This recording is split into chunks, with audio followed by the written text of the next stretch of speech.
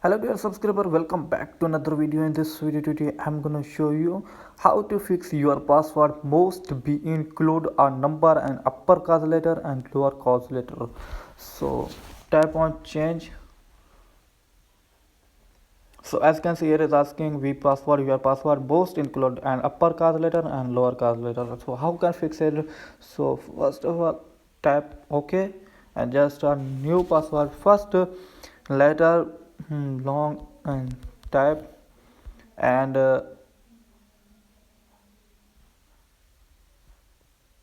small letter.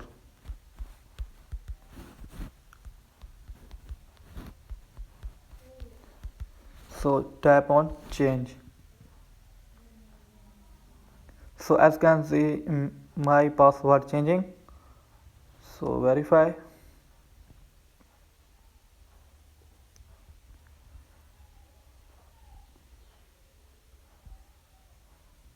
So guys my password changes.